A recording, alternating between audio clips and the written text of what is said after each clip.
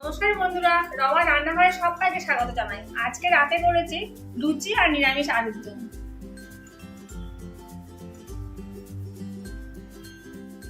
আলুর দম করার জন্য আলু সেদ্ধ করতে বসিয়েছি। লুচি করবো বলে আটা আর ময়দা নিয়েছি, একসাথে মিশিয়ে নিয়েছি। এবার তেলের ময়ান দেবো।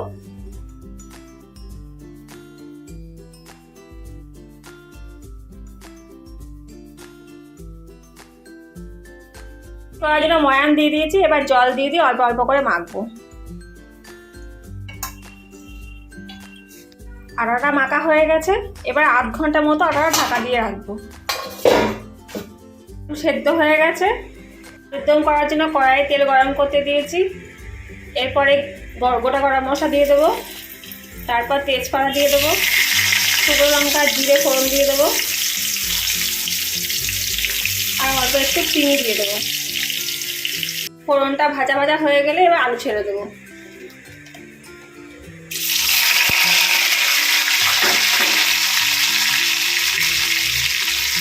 নুন হলুদ দিয়ে একটু ভেজে নেবো আলুটা। মশলা দিয়ে দেবো, আর জিরে লঙ্কা,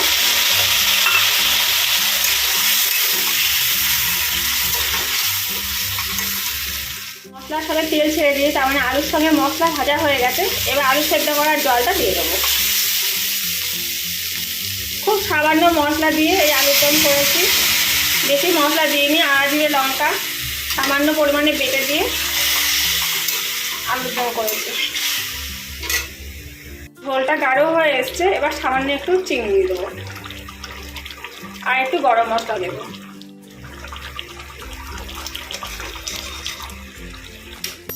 আগে একটু ধনে পাতা দিয়ে নামিয়ে দেবো।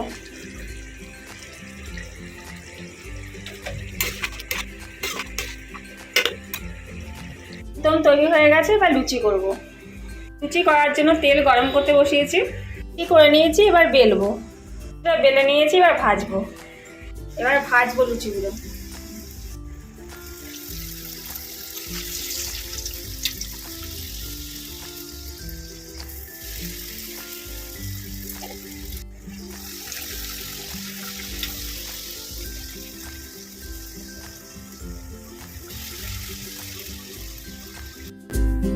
তৈরি হয়ে গেলে লুচি আর নিরামিষ আলুর দম।